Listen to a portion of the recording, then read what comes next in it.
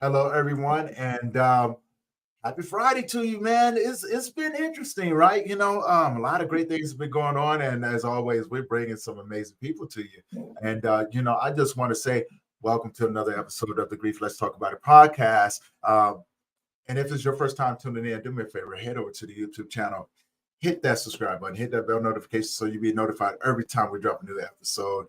And yes, we are live on many multiple platforms today at this moment. So if you're tuning in on any one of them, please do me a maybe it'll let us do it, maybe it won't. There we go. Instagram was kind of giving me the rundown, so I was like, no, we ain't gonna do this Instagram. But yeah, I got my friend. She jumped on last minute, you guys, and she's crazy amazing, right? So when we think about Survivor, she is the epitome of that. This woman has been through it all. She's has a story of loss, but she has a story of resilience and success. So without further ado, my friend, my colleague, Kay Rollison, she's here today to tell about her story. How you doing, my friend? Oh my God, how am I supposed to follow up an introduction like that? No pressure whatsoever. My goodness, Tony. Woo! You know gonna take you on the road with me and make you my hype man. Like hey, I got you. I love it. Yeah. Yeah, you're right. I mean, I have been through some stuff, and sometimes it's hard to like lean into that and accept that and use that as a platform to help other people, because I've never enjoyed feeling pity or wanting to be the victim or anything like that. And it's very easy for other people who've never walked this grief journey to come quick with judgment and say that, you're playing the victim or you should be over it. But as we all know, in the grief sphere, like, grief isn't something you get over. It's not something you accomplish. It's not something you finish. It's not a checklist item. It literally is a part of you, and after my own loss, I made it my mission to educate people and change the world and the grief landscape. So yeah, where to begin? I was married at a very young age. I got married at 24 years old. I met my future dead husband, as I call him. I met him online. We are the poster children for eHarmony, right? Like, we shouldn't have worked and we shouldn't have connected, but we did. And I say that we're the poster children for eHarmony because we met online and it just clicked. All of those, remember those infomercials and commercials we used to see about the eHarmony, when it matches, it just clicks, when it's real, and we're all sitting here skeptical, eating our Ben and Jerry's, crying, going, no, it's not real. You know what I mean, though, right? Like Elle Woods and Legally Blonde, liar! Like, because we're all cynical and jaded and everything. Right. So, and I had dated some serious people and I had been engaged before. And so, yeah, admittedly, I was also a little jaded. He was 20 years my senior. He was 20 years older than me, which everyone like naysayed too. But haha to them. So we were married for, I guess haha to them. He's the one who's dead. Sorry, little dark humor. I digress. But we got to keep it light and bright. You know what? Do that one out the water. I'm just saying, like, if he wasn't cremated, he would be rolling in his grave for the way that people treated me afterwards. Right now, it's just kind of like a rock tumbler. Understand that. Definitely understand that. We got to take the dark humor out loud and proud. Because you know what? People need to see that even in grief, even in sadness, even in this tragedy that I'll tell you about, we have to find joy. We have to find purpose. We have to find a way to move forward with it. Again, grief isn't something we get over. It's something we move forward with. So once you accept that, that's where your power comes from. That's very true. Yeah, and when it comes down to dark humor, it depends on who you're talking to and who, and how they receive it, right? Like, when you say things like that, I get it. Because we now live in a world where dark humor is what is the norm for us, right? And if we're not finding ways of making ourselves laugh, then we're going to be finding ways of making ourselves cry, right? Yeah, and Craig And was the greatest at those awkward, uncomfortable jokes, or like just having a quick quip to like lighten a tough mood. He was that person. And so I would be living disingenuously to his memory if I mhm, didn't try to bring that part of his character forward in my everyday life and share that laughter with other people. And it's going to right. make some people uncomfortable, but it's also going to help make grief and death a little bit more palatable for those who aren't in the throes of it, where they know that if you're laughing, they can kind of give that like, should I be Well, you're saying the quiet part out loud, right? You know what I'm saying? Because laughing? how many people are sitting back right now, like, and or how many people have sat back and had those jokes or those comments go through their head and have a silent laugh because they're afraid of what someone else may say, right? Or Or what they they may smirk think and then about people are like, what's so funny? And they're like, oh, it. nothing. Yeah, No, I'm not nothing, that girl. I'm nothing. gonna say it. If it's on my You're mind, I gonna have think I'm no crazy. filter. You're gonna think I'm crazy, and you know, and it's okay with that, right? Because not Yeah. everybody needs to get it. You just have to No. figure. You just have to find a way. Like I said, you're a survivor. Hmm. So before I get too far ahead, let's talk about that journey, right? You know what I'm saying? Yeah. So You've talked about your husband, so I'm gonna go ahead and let you finish that off. yeah. And when I talk about him being my soulmate and that I was lucky and we shouldn't have met and we shouldn't have worked, I tell that primarily for context because he was my soulmate. Like he is that person that I should never have connected with, but I did. And it was universally, cosmically driven. Mm-hmm. 20-year age difference. I was a single mom living at home with my parents on welfare, and he had a great government job and it was divorced and had 4 children who were teenagers and lived an hour away in another state. And we just met and we just connected, and it was like it just written, like Yeah. everything was so organic and effortless. We were married for almost 10 years before he died. This year would be our 10th wedding anniversary. Okay. So Now, how was that? Like you're married for 10 years. You guys are already beating the odds, right? You're living the life that you're meant to live with this individual. yeah, And people be lucky to even find something like that. So, like congratulations to you because what I'm saying, I'm looking at you now and you're just like, you know what, I'm listening, I'm looking at you talk about him and I can see the smile and the glow on your face because it's like he may be gone, but he's still here. Like he's still looking over me. I tell everyone, and it took me a long time to come to this realization because his first marriage was absolutely horrific. Mm, And I won't go into details just out of personal respect, but his first marriage was horrific. And he was single for 20 years between his first marriage and our marriage. And everybody tells me who I meet. I still meet people who I didn't know while we were married, and they go, oh my God, I knew Craig. And like, you have to understand how happy you made him and like what a gift that was. He may not have been my happily ever after, but I got to be his. yeah. And what an honor, what a blessing to know that this kind, incredible, genuine, loving soul allowed me to bring him so much joy, even if it was only for 10 years.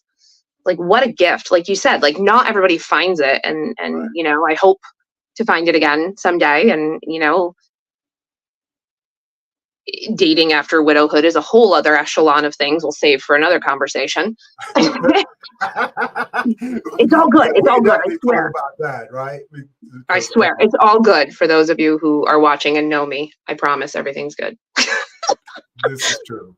But to know that I even had that, and now to be able to honor his legacy with the work that I do because I went through the journey I went through.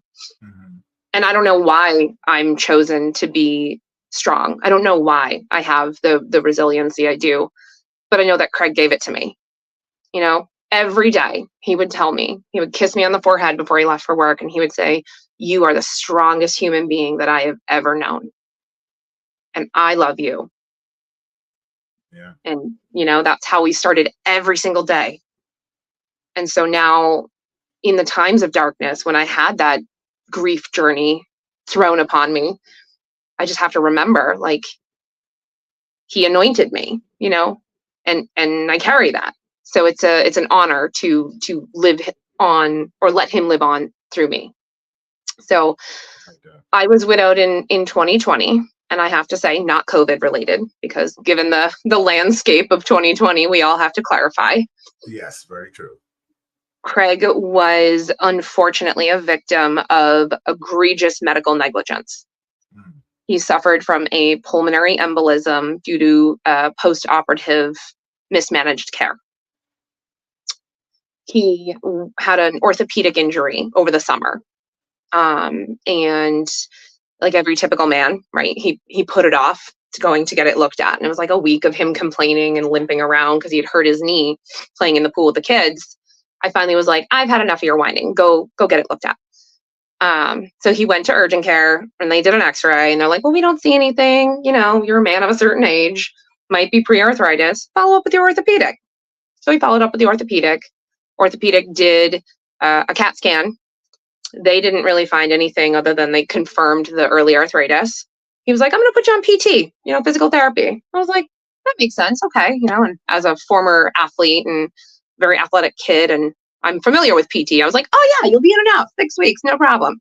Yeah. Now, mind you, he was 6'2", 6'1", depending on whose ruler you used. And like 380 pounds, built like a linebacker. He was a big teddy bear, right? He was not a dad bod. He was a father figure, if you know what I mean. Like Understood. Yes.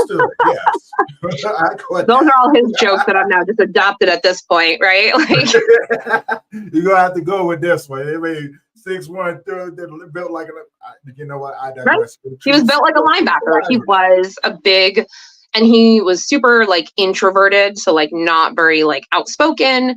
And he would always like stand in the room, like observing people, usually arms crossed. So he was like kind of intimidating if people didn't know him, but like so gentle giant. One of the things I loved about him is how confused people were by him. I understand. Right. And like, so even with the age difference, like that just added to the level of confusion. So we would go out in public and you could tell that people were trying to figure out like what we were. Mm-hmm. And it was always fun to mess with people. So that was a little game we would play out in public. I'd be like, oh, babe, do the thing. And he would walk away and I'd be with my son and I'd be like, go tell daddy something. And then you could see people like processing it. And then I would go up and like kiss him on the mouth and people were like, oh God, I don't know. Like, he had a great sense of humor. I just want to share that because I don't get to tell that part of his character in the work that I do really. So I'm glad to share that piece with you. Yes. So you'll have to forgive me because it's all like a lot, but simple all at once because it happened over a span of like 4 months, right? But it wasn't like he had a long-term illness. It wasn't like we expected this. Like he went to PT and we found out, he had like twisted his right knee. And about halfway through PT, the 6-week treatment, the knee felt better, but he started having like tingling and weakness in the left leg. So we finished the 6 weeks of PT and he follows up with the orthopedic and we mention it. And at that point in time, he just kind of like pokes him in the butt and like palpitates on the hip a little bit. And he's like, oh, it's probably your sciatic nerve. You're compensating because you're a man of a certain stature and you have a sedentary job. You have a desk job. So it makes sense to me that your body isn't used to moving like this. So I'm just going to amend your PT order and send you back, which was great. And we're like, oh, okay, also makes sense. About 3 weeks into that PT order, the leg just started like giving out. Like he fell down the stairs. We had a beautiful like modern colonial home. So all the bedrooms were on the upper floor and then the main level was like kitchen, living room. He would fall down the flight of stairs. Now a man of that stature falling down the stairs, you'd think that like the world is ending in the other room. You're like, oh God, it's an earthquake. And he would just kind of like sit there for a second and like get his bearings, whatever. And I'm like, oh my God, are you okay? He's like, yeah, no, it's fine. Just rub some dirt on it. The frequency of that started to like uptick. So we mentioned it to the physical therapist and they were like, okay, well, like follow up with the orthopedic. So we called the orthopedic back. And they were like, it's probably fine. We'll see you at your follow-up in another 3 weeks. Then the follow-up came and they like last minute rescheduled us because there was like a surgery that they had to be out that day. It was like another 2 weeks before we could get seen again. In that 2-week time, so he was injured like end of July. By this time, we're in like mid-September.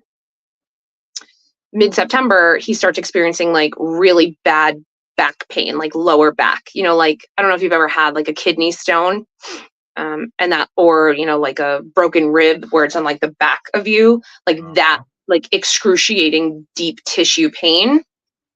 And we called and they were like, okay, and so they finally scheduled an appointment, but it was like another week before we could be seen. So here we are 9 weeks post or total from that second PT. So, again, like I said, end of July to September. Our wedding anniversary was the end of September 20th. And it was peak of COVID. We were supposed to take a trip to New Orleans. The hotel calls us and is like, our roof collapsed and also COVID. So please don't come. So we were like, oh, what are we going to do now? We had like airline tickets booked and everything. And this was before all the airlines decided to like be kind and just like hold on to your voucher. So we were going to lose those tickets. We had gone to Vegas a couple years prior and we loved it. So we're like, why don't we just go back to Vegas and lock ourselves in a hotel room during COVID and order room service and go away for a long weekend? And yeah, so that's what we did. We went to Vegas. And I remember the flight, which wasn't a terribly long flight. It's only like a 5-hour flight from where we are in Connecticut. But like the whole flight, he is just like shifting and he wasn't that guy. He wasn't that guy. Normally he would just like read or like listen to music or take a nap and just like, but he was fidgety the whole time. Oh, wow. We, in Vegas would go do a couple things, like we wanted to go to dinner for our wedding anniversary and we got all gussied up and everything and whatever. And we were staying at the Bellagio and the restaurant was at literally the hotel next door. It took us 45 minutes to walk there because he would have to stop every 50 feet and sit down because his leg was that weak and his back hurt that much. He ended up falling a couple times while we were in Vegas too, to the point where when we got to the airport to come home, he requested wheelchair assistance to get on the plane. Wow. And he did not like to be the center of attention. He did not want to make a scene. This is the guy that wanted to skip his birthday because he didn't feel like he was worthy of people paying attention to him. Like, so for him to like ask for that type of assistance, like something's really wrong, right? So we go back to the orthopedic and when we got back and we kind of tell him all of this, he orders no additional imaging. He does no further physical examination. It's just a conversation between the doc and us. Actually, it was the physician's assistant this whole time. And so we were expecting him to like order imaging or more of a physical exam. No, it took us longer to get the appointment than we were even in the office. We were in the office in maybe 10 minutes. And he's like, well, like sometimes these things just take time to sort themselves out. Your body's not used to moving like this. Like take some Tylenol, muscle and back, and the 8-hour one, and you can take this much because of your height and weight, and we'll amend your PT order. You're the doctor. You went to, or the physician's assistants, you went to med school, so we are trusting in our physician to give us care. And we kind of asked, like, PT, like, are you sure? And he's like, well, we can do a shorter course if you want, or we can give it a couple weeks between if you want to rest. Like, he goes, and try to sleep, slightly elevated or with a pillow under your back. And so beginning of October is when this is. Between my birthday, which is Columbus Day weekend, and Halloween, the like uptick of pain in his back was like exponential. And we had an adjustable base bed, so he was like putting it in zero gravity, and he was like trying to sleep on his side, and he was sleeping in a nest of pillows, and he ended up trying to sleeping on the floor at one point. A mobility issue guy with a leg that's giving out and back pain is getting out of bed and laying on the floor. I'm like, you're never getting off the floor, but okay. Still didn't help. Finally, he resorted to going downstairs and taking a shower at like 2 a.m. and just letting the hot water beat on his back because it was the only thing that gave him relief. And he would stand there for like 2 hours in the shower and then come back to bed and sleep for 10 minutes and then get up for the day at 5 and take another 40-minute shower and take long breaks at work because he worked from home during COVID. And it just was, like that's what he became accustomed to living with. And so we had another follow-up scheduled right before Halloween, but they again canceled it. And then I remember Halloween's my favorite holiday. It's like my Christmas. And he used to let me like balls to the wall, like family costume, and I make all the costumes. So the year previous, we did the Flintstones, and I dressed him up as Fred Flintstone. My daughter, who was like a baby, she was Pebbles. My son was Fred. Super cute. That year, we did Jurassic Park. So like my daughter was the dinosaur, and he was like the old guy, like, welcome to Jurassic Park. That guy. I don't even remember his name. So my son is obsessed with Jurassic Park, and so he was super excited to do that. So I've got my son with like a pillow shoved up his shirt in a yellow rain slicker with the big glasses, and he's got the can of Barbasol, and people ate that up. It was awesome. I've got pics if people are interested. Totally happy to share those. The picture if it didn't happen thing, right? But so normally we would walk, like he was old school like me, where you just walk forever to go trick-or-treating, right? Mm-hmm. He couldn't even do it. He followed us in the car going like 2 miles an hour, door to door, because he literally couldn't stand and walk that distance that long. And we ended up like calling it after like an hour because the kids were kind of just like, this is weird. And I was like worried about him, and you could tell he was uncomfortable. And so it was kind of like an underwhelming Halloween that year. Right. And not just because of COVID. It was already weird. And then you layer that on. I'm like, something's not right. Yeah.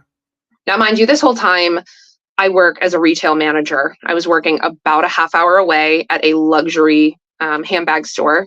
I was a store manager. So I was working like 50, 60 hours a week.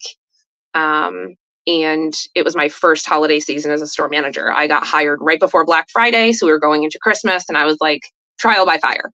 Mm-hmm. November 11th, I'm at work. I'm supposed to do a closing shift. I got there for like 2 p.m. Around 5, I got a phone call from him. And he's like, hey, and he never called me. Like we always only texted. You call if there's like, if something's up, if he calls. So, immediately step off the sales floor. And I'm like, what's up? And he was like, I can't get off the couch. What do you mean you can't get off the couch? He's like, I literally can't stand up. I can't feel my legs. And I was like, okay. Dropped everything I was doing, and I was like, I gotta go, guys. Like, deuces, I'll be back. I race home, and I take one look at him, and he is like, he's cognizant from like the waist up. Like he's normal from the waist up.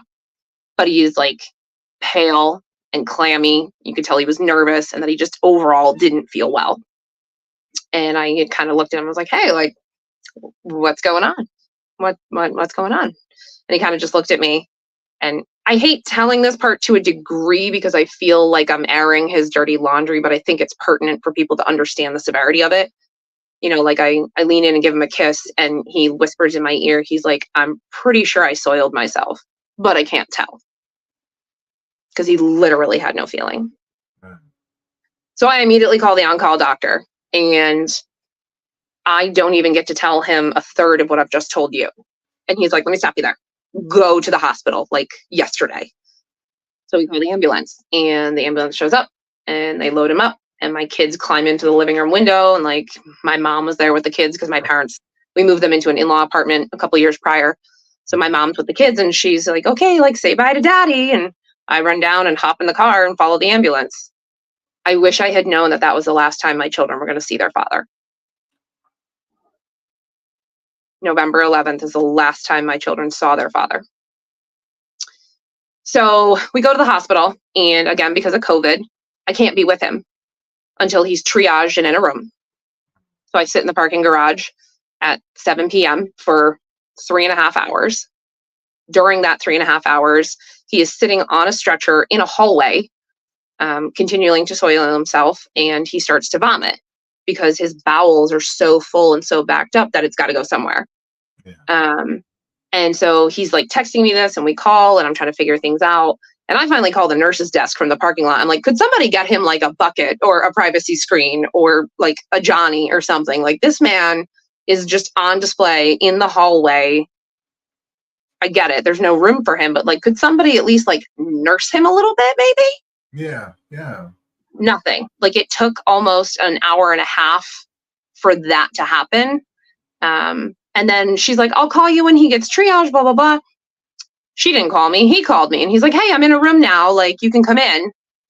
So I go in, and apparently he'd been in a room for half an hour. Wow. Right. And so they run every test possible. First thing they do is a COVID test, obviously. And then they do a bladder scan to see like how full his bladder is. And then they do a nerve test. And then they do an MRI, a contrast MRI. And they do another CAT scan. And they do a psychological exam. They had a psych doctor come in and make sure it wasn't all in his head. They have infectious disease come in. They have, all of these people doing all of these different things. And nobody can really tell us what's going on. Because again, he's cognizant and normal from the waist up. He's uncomfortable. He doesn't feel good. And, he's in pain because his back hurts. Mm-hmm. And of course, he's like embarrassed and worried, but it's like having a conversation with you and me. It's not like he was, comatose. It's not like he had a stroke. It's not like, no, there was none of that like urgency in that regard because he was still cognizant. And so him and I are just talking. And of course, he's joking with the staff because that's who he was. Making small jokes and being a pain in the butt. God love him for that. But it's, we're in the ER for 17 hours. And they finally say, well, we still don't know what's wrong with you. So we're going to admit you. This is at like 6 a.m. And then they turn to me and they look and they say, Mrs. Mollison, visiting hours start at noon. We'll see you then. So they kicked me out. What? Because of COVID. So I drive home, shower, pack him a toiletry bag. He had a CPAP machine because he had sleep apnea. So I grab his CPAP machine, and I go back to the hospital. Haven't been to bed yet or anything. By the time I get there, a doctor walks in basically the same time I do. He introduces himself and he says, I'm a doctor from the IR department. And I was like, what is that? And it's for people who don't know, it's intravenous radiology. So it's usually people with like neurological conditions or spinal issues that are like spinal cord conditions, I guess I should say. So he goes, we think we know what's wrong with you. It's actually most likely a birth defect, but isn't usually discovered until way later in life because it's found when arthritis is diagnosed. But we have to do exploratory surgery to confirm it. And we're like, well, that sucks, but like, okay. So he has the exploratory spinal surgery on Friday the 13th. And then they confirm it. And the surgery, obviously was a success, still cognizant, still whatever. And they said, yep, you have an atriovascular fistula. And we went, what is that? That's a lot of letters. And they said, basically, it's a knot of blood vessels that are confused and think that they're arteries. So instead of pumping blood out, they're getting blood pumped in, and then the blood has nowhere to go because it's not its purpose. So the blood pools. Particular placement of yours happens to just be compressing your spinal column, which is why you're numb. And this has been going on for a while because the sciatic nerve that was inflamed due to the injury in the pool caused it to shift and now is a problem. We're like, oh, makes sense. Perfect. So what's the fix? And they're like, we're going to go back in the way we did before. We're going to inject a medical grade adhesive. We're going to block the malfunctioning arteries. The good news is none of them are feeding your spinal column because you've had such numbness and a progressive weakness for the last several months. We'll send you to a rehab hospital where you will regain strength and basically relearn to walk and all that. And then you'll go home. You'll go home the week before Christmas. And we're like, well, not ideal, but cool. That's the best news we could have gotten. They're like 98% prognosis. Everything else is negligible. Now, the other point I want to make in this whole process is they never catheterized him. They only straight cathed him. And so for anybody out there in the medical industry, you'll perk up when you hear the straight cath. But for those of you who don't know, it's like tapping the keg. And they did it every 2 hours. Oh. So they catheterized him for surgery because it was a 5-hour, 6-hour surgery, but then they immediately removed the catheter afterwards and went back to just like tapping the keg. And I asked, I'm like, why? And they're like, well, he has to bladder train. I'm like, how about he gets feeling back in his feet first? Like that was the last thing to go. It'll be the last thing to come back. No, I don't know if I'm allowed to swear here, but like, I know shit about fuck, but I know that is the last thing to come back because it was the last thing to go. Right. Philo, first in, last out. Right, got it. Like, no. first in, last out. Fuck. Right, exactly. So I mean, like, it didn't really make a lot of sense to me, but I was like, all right, again, you're the medical professional. You have a degree and spent lots of money. I'm gonna believe you. But at one point, we had to have a wound doctor come in because of the repeated trauma to his. So we had to make sure. So he has the second surgery on the 16th. There was no bed for him on the neurological ICU floor, which he had to go to afterwards because it's a spinal cord surgery and they make you do that. So he spent the night in the recovery, which isn't necessarily uncommon.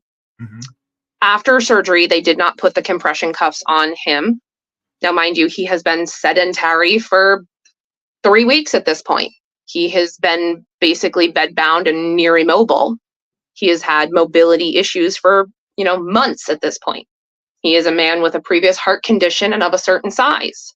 He has sleep apnea, which puts him at a higher risk of pulmonary embolism and stroke. All of this stuff is in his medical chart. They did not put the ankle compression cuffs on him post-operatively. That is meant to stimulate the blood flow in your lower extremities, which help prevent blood clots. I did not know that until after. So he gets put up in a room the next day, and they, are like, this is great. He's already able to wiggle his toes. We're super excited. So I organized the transport to a rehab hospital, and I do all that case management and coordination. Now, mind you, I'm literally still working. And so when I'm not at work, I'm at the hospital with him on my lunch breaks, and then I would go back to work. And then as soon as I get out of work, I would go see him.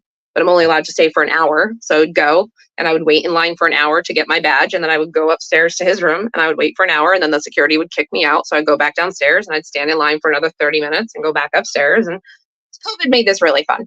I was like, that's good. Yeah, I just want to make sure I get my extra 25,000 steps in a day because working retail, I don't walk at all. That's fine. I digress.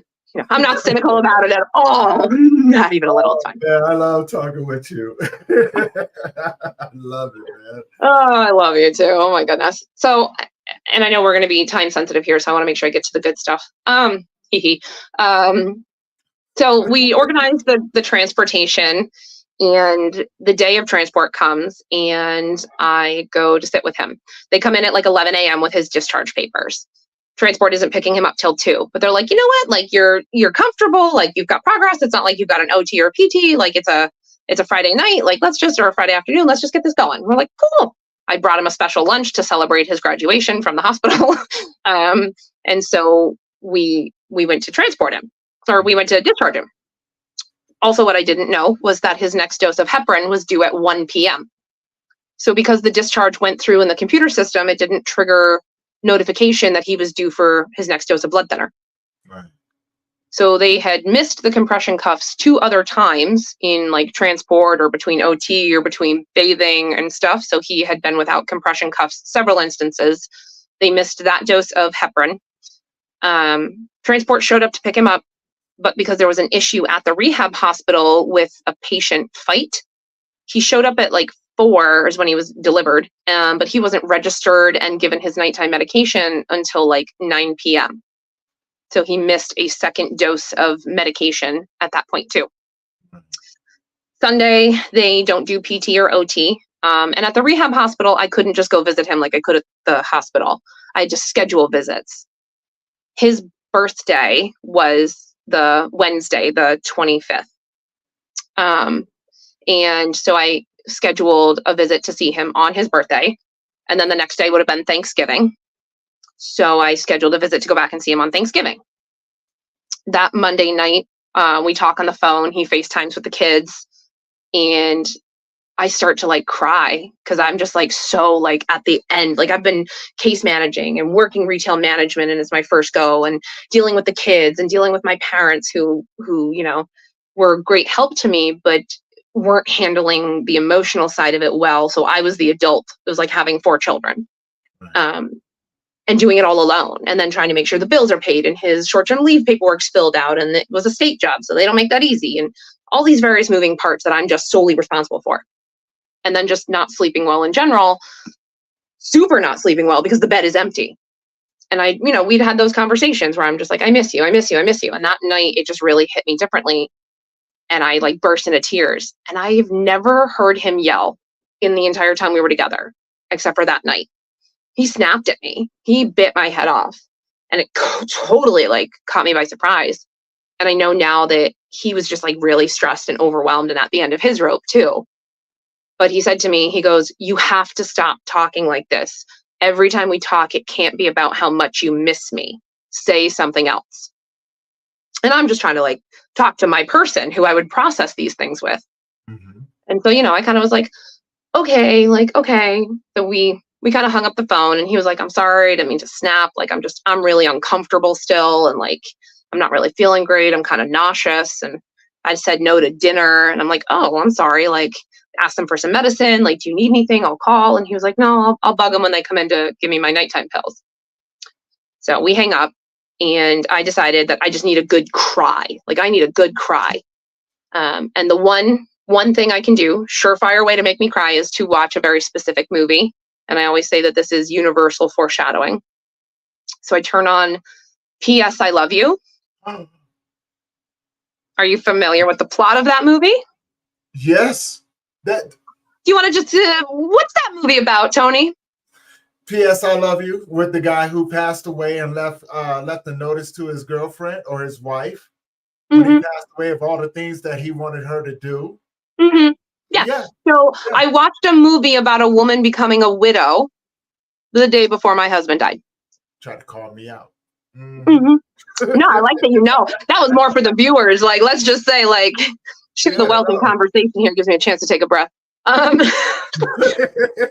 But so I watched that movie, and I like ugly cry. You know that cry when you have to go to the mirror and watch yourself cry because you're not sure if it's real or not? That like you can't breathe cry? Yeah, that was it. Yeah. For real, dude. Yeah, that was like a "yo mama beat you" cry. Like, I love that. She said your mama beat you cry. Though, like that cry where like, so let me hear you. Like you sound like a little moped. Right. Yeah. Yeah, that cry. That's the cry that I needed and also got from this movie. Tell me I'm wrong. You know exactly what cry I'm talking about. I'm already knowing my stomach is hurt. You got to stop that, though. But, all right, well, then let me make you cry now that I've made you laugh. So I go to sleep. Like, I like literally cry myself to sleep at that point. And I wake up the next morning, like completely refreshed. I'm like, that's exactly what I needed. It's going to be a good day. It's a Monday. It's my office day. Or it's a Tuesday. It's my office day. Like, we're going to go get some work done. And I text him and I'm like, "Hey, like, I'm really sorry about last night. Like, I didn't mean to unload that on you." And he texts me back. He's like, "I love you and you're so strong. And I'm so proud of you for handling all of this. And I'm sorry too. And, I've got PT at 9:40 and 10:30.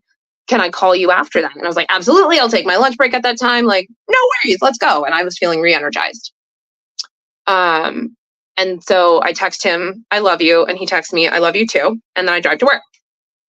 And I let myself into the building and was there by myself and doing my office day things. I'm at the computer, like, answering emails and whatever. And my phone rings. And I don't know the number, but it says the rehab hospital. So I pick it up and I'm like on the phone and doing my thing, multitasking.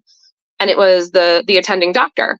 And Mrs. Mollison, I just want to let you know your husband's heart stopped.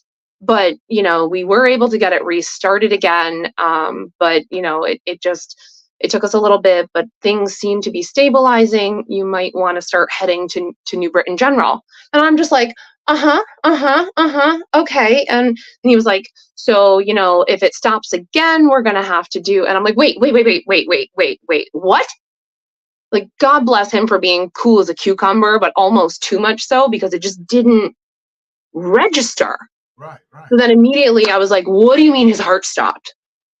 And I was like, "Okay, where am I going?" Now, I'm also the girl who's terrible with directions. I'm a duck. I see what's in front of me. I forget what's behind me. So I GPS around my hometown. So here I am, like, on the phone with the doctor, trying to get in my car, text my assistant store manager, like, "Hey, you need to come in. Like, I get it's your day off, but like, shit's going sideways." I'm trying to find an address to where I'm going. And then I like go down a one-way street the wrong way. And like, I show up at the hospital and I like burst into the emergency room. I'm like, where is he? They don't know who I'm talking about. They don't know what I'm talking about. So I immediately go into, oh my God, I'm at the wrong hospital. I fucked that up. Like, so I'm having a tizzy in the waiting room, calling my mom, calling the doctor back, calling my brother-in-law, all these people. They finally pull me into a family waiting room, which should have been the first red flag. And they're like, he's on the way. The bus had to stop because his heart stopped again. So they're doing CPR, they're on their way. And so then I'm like freaking out. Now, in June, Craig's sister had survived a brain aneurysm. And so my brain immediately goes to like, well, if Tammy's fine, then Craig will be fine. This family is resilient. No problem. Like, he's fine. It's fine. Everything's fine. I call his older kids and just kind of like, hey, heads up. Here's what's going on. I'll keep you posted. The social worker comes in and she meant well, right? But this is really an awareness for all of those out there who are in the social work program and don't have experience with grief. She was greener than green, and everything she said to me was wrong in every possible way. I don't even remember specifically what she said, and I'm sure it was everything she was trained to say. Just nothing. And I finally looked at her. I was like, excuse me, are you married? She was like, no. I'm like, do you have children? She was like, no. I'm like, respectfully, then shut the fuck up. And I kind of just like motioned to the door because I'd had enough. Like, don't let it hit you, girlfriend. Bless your heart. I sat in that room for really what felt like forever, but in actuality, it was probably only about 20 minutes. They finally come and say, I can go see him. And they walk me down the hall. And it felt like, you've seen the movie The Green Mile before, right? Yeah. That long hallway, that walk down that long hall, that's what it felt like. That's what it felt like. Like,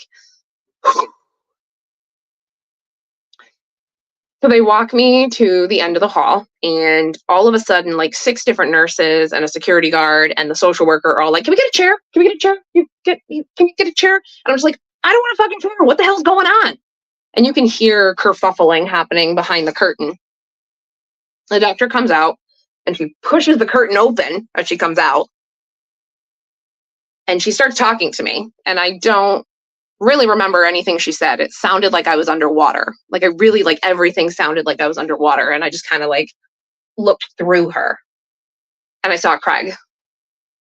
There he was, stark naked on a backboard, intubated with a neck brace, several IV lines, other tubes. It was like a scene from Grey's Anatomy. Like, there was just like 30 people, like, I don't even have a better word for it.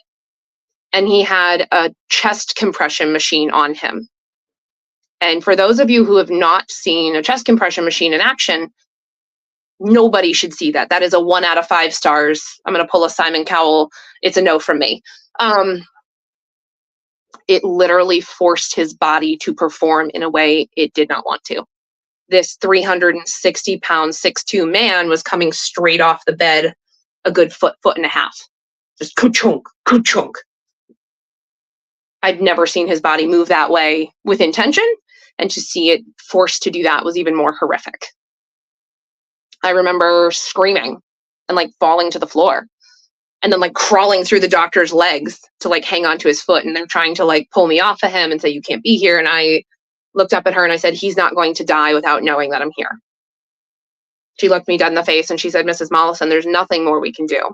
His brain has been without oxygen for over 90 minutes. And even if I get his heart restarted again, he'll be brain dead. And I told her, I don't give a fuck. You're going to try again. So she did one more round of CPR. He had 10 times the recommended dosage of epinephrine in his system for a man his size. I was with him for 8.5 minutes. 10:43, time of death. That will echo in my ears forever. And for those of you wondering, we did attempt to pursue a wrongful death suit, but we were told that there was enough points of intervention that we didn't have a strong enough case. And so I spent $10,000 and 19 months petitioning to different lawyers to finally get told that we could take it to trial, but it's going to take years, and the statute of limitation will run out before we get anywhere, and it's going to cost thousands. And I just didn't have that. And the other worst part being is I didn't know he had a life insurance policy. He had no will. Connecticut is not a common law state. So because my name was not on the house, the mortgage company remanded payment in full 2 weeks after his death. We'd only been in the house 5 years. We still owed over $300,000 on it. I did not qualify for a refinance. I had taken a 60% hit to my income. So 3 months after his death, which was the day before his birthday and 2 days before Thanksgiving, I am looking for a home for my children and I. We moved 5 years to the day out of that house as when we moved in. Memorial Day weekend, we moved in 2016. Memorial Day weekend, 2021, me and my children moved out. I lost it. I lost my home. I lost our home. I lost my children's home, the only home they'd ever known. That Thanksgiving, 2 days after he died, all I remember is just pushing food around my plate. I didn't eat. I couldn't sleep. I died that day too. I remember sitting on the floor next to the gurney after he died because they all very quickly started to undo things, and I yelled at them like, why aren't you helping him? Why aren't you helping him? And then I remember that shifting to, don't touch him, get your hands off him. And they finally, finished, and they turned down the lights and shut the door behind them, pull the curtain. And my first instinct was to take his wedding ring because I was terrified that I would never see it again. And I remember as I watched the life leave his eyes, he was already dead for minutes, but I swear I just felt that energy that's in your eyes. I watched it leave. And I remember sitting there with him over the 2 hours that they let me, and his skin slowly started to turn from pinky pale to like this whitish gray purple color. And I remember asking him, what the fuck am I supposed to do now? What I didn't expect was the answer that he gave me. And that didn't come that day or even the next day or even the next year. But this last year, in this business that I've built, in this mission that I've undertaken to change the grief landscape, to educate people about the science behind grieving in the body, to give people more resources and access to the things that I didn't have, every single roadblock. And, I could go on for another hour about the aftermath of his death and the challenges I faced there.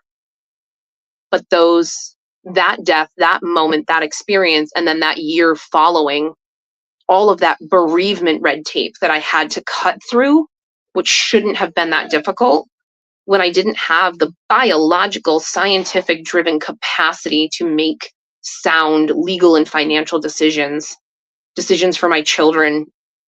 But I had to. How? I don't know. But if I could change that for other people and make it either more accessible or give them more time.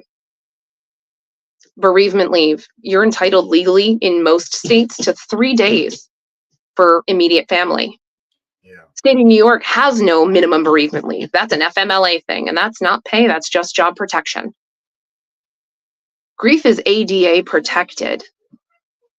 It's a diagnosis in the DSM-5, the Diagnostic Statistical Manual, the book they literally use to diagnose mental illness. Yeah. Grief is in there circa 2015. So not even recently, it's been in there. And how we don't have a more comprehensive bereavement benefit that is inclusive of grief, because continuous scientific evidence supports grief changes us cellularly. Our chromosomes literally deteriorate, and it's irreparable. It's permanent change. We're grieving forever because our cells are changed forever. And so it's my mission to say that if I can change the experience that one person has with grief and bereavement, his death wasn't in vain. His death gave me purpose, and my higher self was born because of it. Craig was an incredible human being, and he saved my life in multiple ways. He plucked me out of poverty, and he reminded me of my strength and tenacity, and he gave me the family that I always wanted and deserved, and he taught me what real love is. But he also taught me my own power. He taught me that in his death, but I am honored to carry on his mantle and his legacy by telling his story to whoever will listen. And trust me, I was, man, my heart is always with you. You know that. I love talking with you and everything. We gotta wrap it up though. Oh my God, you got me laughing, you got me crying over here. I'm pretty sure everybody who's gonna be listening to this, they're gonna go through the same emotions. Like I told everybody in the beginning, you are the definition of survival, right? And to go through such detail about your journey and your story, that takes a lot. It takes strength. And I am honored and privileged to have met the amazing Kate, right? You know what I'm saying? Who you are now. Like I said, when we talked about the first time, I said, I know. I challenge everybody to do better than me. And what you say, challenge accepted. Challenge accepted. We got a lot more to talk about, right? My very own podcast is launching on February 13th in partnership with a fellow widower. So we're talking about the gender disparities that happen in the widowhood experience. And then I am going to be doing keynote speaking at several national grief conferences coming up. I'm co-authoring a book called The Faces of Grief. So that yeah, I know. I'm very excited for that. That's going to be incredible. We're still looking for sponsors, so reach out if you are interested in sponsoring. Anybody who's listening. And big shout out to Samantha Ruth. Right? Yeah, Samantha Ruth. Yep. And then my podcast is with Jay Lewis III. Yep. Give a shout out to him as well. I know he's a friend of yours. But yeah, no, definitely. And people can find me. I have my own website. So www.otwwb.com. On Tuesdays, we wear black. Craig was a huge Broadway musical fan. His favorite one being Mean Girls. He would kill me if he knew that I was telling people this. Like, so much so that he would wear a pink tie to work every Wednesday and sit at a table. And when someone tried to sit next to him, he would be like, "You can't sit with us."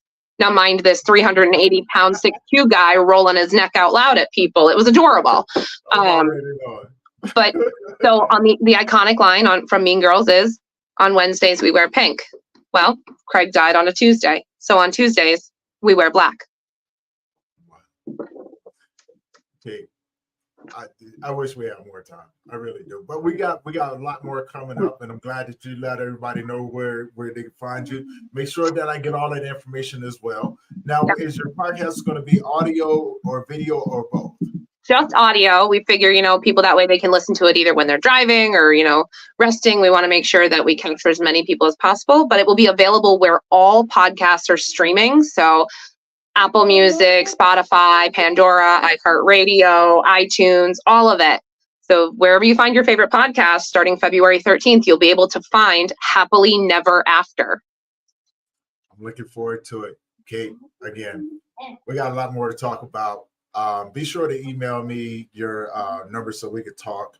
I got another podcast I have to jump on in about 5 more minutes. So I'm sorry, I'm a chatty Cathy. You should know that about me. Like I said, you're fine. I'm just happy that you was able to make yourself available to jump on. So anybody, saying, like, if I told y'all the story, y'all would laugh your butts off, right? But Kate is amazing. She made this literally like probably a solid 3 months of just chasing each other and trying to connect the calendar dates, and it happened in a matter of 10 minutes. So and we got some amazing things coming on, but we're not going to give too much information. But for you, can't give everything away for free. No, we didn't get all of that. Now we're gonna let them know once we get ready to launch our program. There we go. Because we got some amazing things coming up, and I want to make sure that everybody knows this is going to be an amazing thing. Another big shout out to Mark Smith out there. Wrestling superstar. We got the tour coming up, the Healing to Love tour. If this is your first time tuning in, you made it all the way through. Kate has been amazing. But do me a favor, hit that subscribe button, hit that bell notification so you'll be notified every time we drop a new episode. And as you see, we're streaming across all platforms. So if you missed it on one, go check it out the other. You know what I'm saying? If you have any questions or comments, just put them in the comment section and let us know what you think. But most importantly, if you know anyone who can benefit from these conversations that we have, do me a favor, share this with them. And do me a favor, you guys check out Kate. I'm gonna have her information down below, so you guys can go check her out. Like I said, she's an amazing person. She's crazy, but don't tell her I said that. Hey, all girls are crazy. Rule number 1. Talking about Kate. Rule number 2: some more than others. 3: there's nothing you can do about it. So I'm just playing by the rules. I'm just bringing awareness out there. Okay, so I may not be everybody's flavor, but I tell you what, I keep it spicy. and ain't nothing wrong with that. You know what I'm saying? You got always, if you ain't Kate, I don't think that we'd be getting along. Look at the amazing work that you're doing, an amazing person Thank that you are. you. It's always a privilege to. Well, you continue to inspire me to do more, Tony. So I appreciate you for taking the time to spotlight me like this and help me share Craig's story. He was and is an incredible person, and I'm just glad that he gets to continue to influence people. And you as well. So, you know what I'm saying? We got many, many more to come, many, many more things coming down the pipe. So you got to stay tuned with that. And with that being said, Kate, again, thank you for being on the show, making this thing happen last minute. For everyone else, thank you for your support. Thank you for allowing us to keep bringing these amazing stories to you. I am Tony Lynch. I'm the host of the Brief Let's Talk About It podcast. Until next time, like I said, you got 4 minutes. You guys will see me again. So be tuned. And with that being said, you guys have a great day. If I don't catch you on the next round, peace. Thank you.